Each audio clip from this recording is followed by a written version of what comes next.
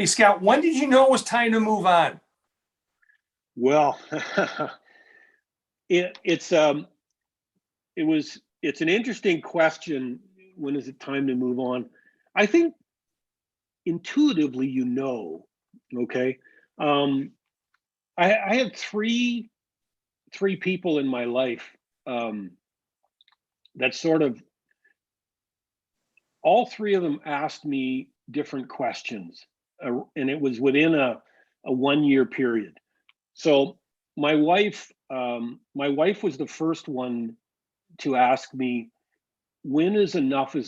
Like, when are you going to stay home with me and not travel? And Leo, you and I can talk about traveling and waking up cities, not knowing where we were, and so on and so forth.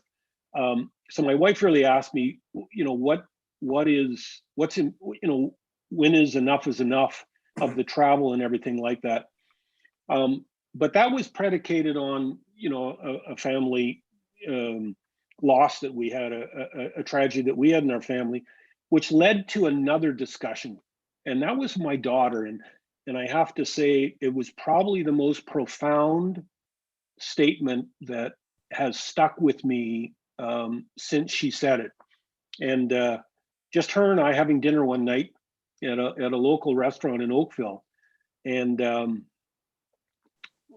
we were both going through, you know, trying to understand the change and what had happened with us and our loss and everything like that. And she said to me, she says, Dad, I've watched you for years, being able to fix anything and everything. And every company that you worked with and every job that you gave, they always sent you in to fix things. And she said, Dad, you can't fix this. You need help.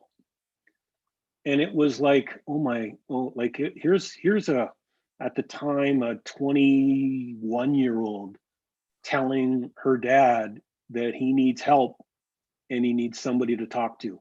And that led me to go and talk to somebody, Dr. Gina DiGelio, which is a famous psychologist in Toronto through MedCan and so on and so forth.